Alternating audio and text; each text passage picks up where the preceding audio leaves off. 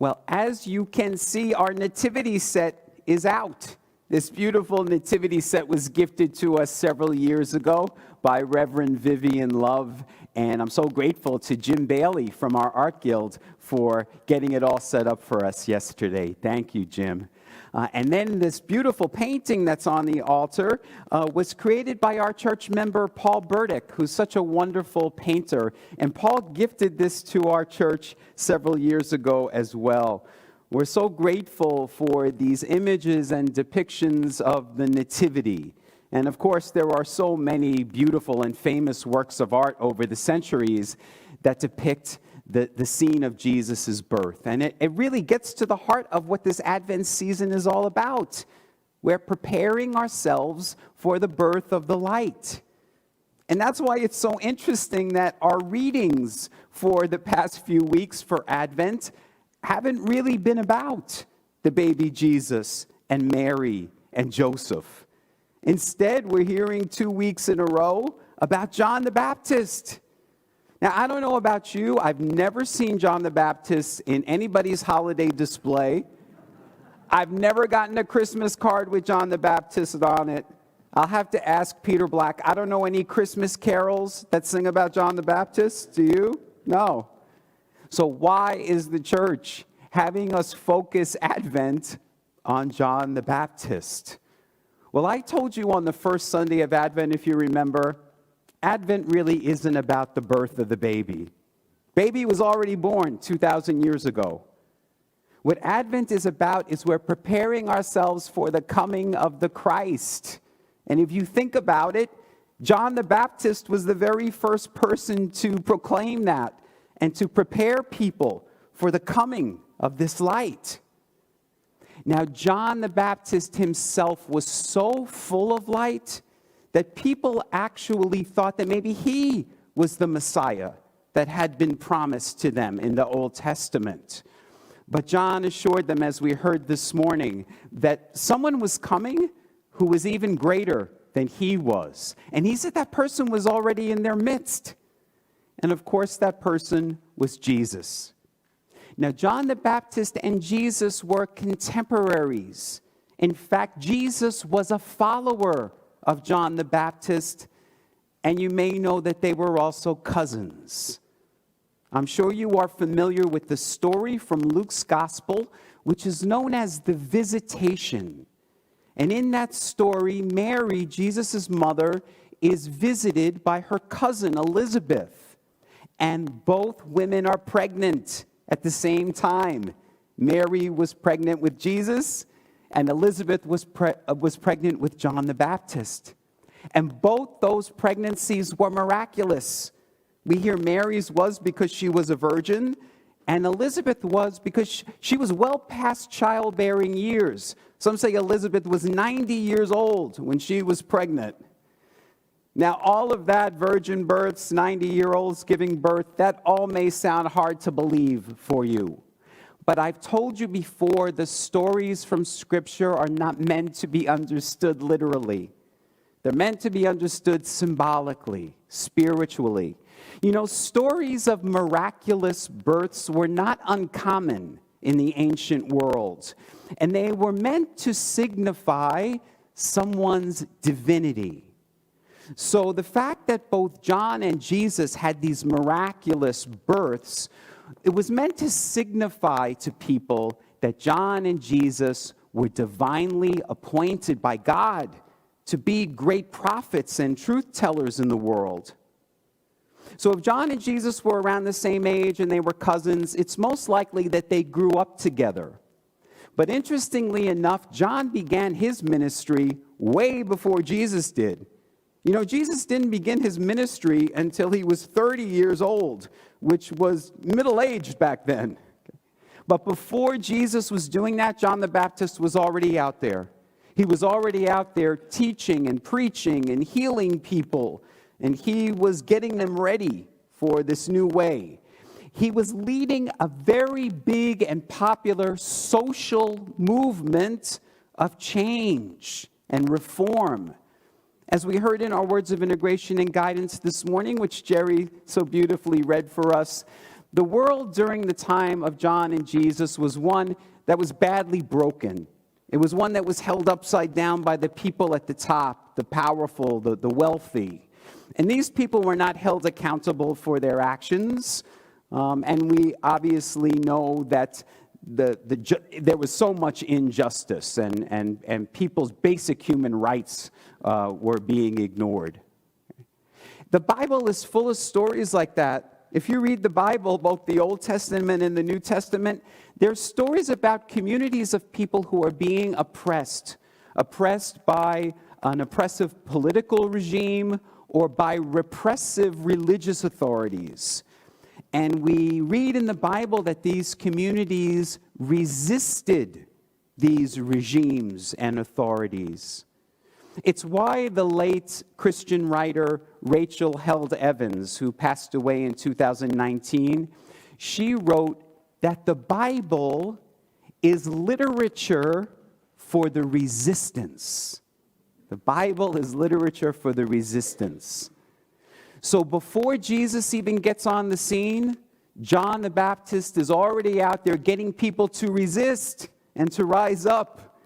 And we know he was rebellious in many ways. I remember one of my seminary professors saying that he wasn't sure what kind of car Jesus would be driving if he was around today, but he was pretty sure that John the Baptist would be riding a Harley, because that's who he was. He was out there in the wilderness. He was barefoot. He was wearing burlap sacks. He was eating locusts and honey. And he was, again, becoming popular, leading this social uprising of people. And that was so dangerous to the powers that be that we know John the Baptist was beheaded at the bequest of King Herod. Now, if the Bible is literature, and it is, it uses literary devices like symbolism and metaphor. And it also uses foreshadowing. John the Baptist foreshadows the story of Jesus. They were both miraculous births. They both grew up to become prophets. They both led popular social movements. They were both arrested, and they were both killed. Now, Jesus was actually more dangerous to the powers that be than John was. Because you see, John was on the fringes. John was wearing the sackcloth and eating bugs, and he was leading this group of the marginalized. But Jesus was more respectable. Jesus was teaching and preaching in the villages, in the towns, not on the outskirts, right in the center of town. Jesus was in the synagogues and the temples. And the group of people that Jesus was leading wasn't just the marginalized, but respectable people as well. And where John baptized people with water, we hear Jesus was going to baptize people with fire. He's going to light a fire under people and lead a revolution. So what were John the Baptist and Jesus doing that was so threatening to the powers that be that they needed to be killed? Well, they were leading a new movement. They were saying, a new kingdom's on its way, people, and we're going to make way for this new world order, a world in which those at the top are going to be brought down, a world in which the last are going to be first. And you can see why that was threatening to the powers that be. My friends, if we truly are to call ourselves Christians, followers of the way of John the Baptist and Jesus, we have to do what they did. We have to make way for this new world order. But we have to have courage to do so, because it's going to put us in danger. Not only did John and Jesus, not only were they killed, we know there were many early Christian martyrs and even 20th century ones like Reverend Dr. Martin Luther King and Oscar Romero, people who were killed for speaking truth. It's why the late Jesuit priest, Father Daniel Berrigan, said, if you want to follow the way of Jesus, you better look good on wood. Okay? Now, I know we don't want to hear that. We would much rather sit in the comfort and safety of our pews and worship Jesus from afar, rather than go out in the world and do as he did. But that is our calling as Christians. Now, what in the world does all this have to do with Advent? Well, that's what the season of Advent is about. We are preparing for the way. The way of what? The way of the Lord. This new way of living, this new way of loving and being. We are preparing for the coming of the kingdom, a world of hope and peace and joy and love, which the 4 Advent candles represent. So today we're lighting the candle for joy, and you may say, Pastor Sal, what is so joyful about all this? I mean, what's so joyful? 2,000 years after Jesus, our world is still broken. It's still being held upside down by the rich and the powerful. There's still so much injustice. What's joyful about that? Well, Scripture tells us, do not be dismayed by the ways of the world, for a light shines in the darkness. And I've shared this with you before. Just in my lifetime alone, I have so much that gives me hope and joy. Think about it.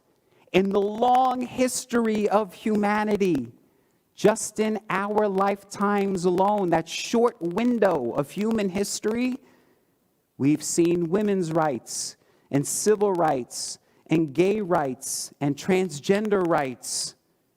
It hasn't been easy, and we still have a long way to go. But the truth tellers who came before us, the truth tellers in this room, you have made way for the way.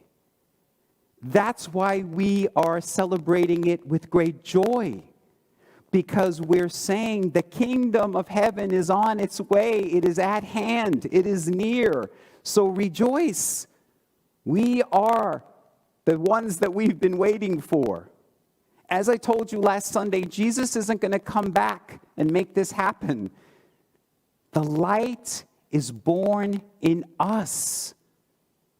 So this Advent season, my friends, let us prepare for that coming of the light within us. Let us make way for the way, and let every heart prepare him room. Namaste.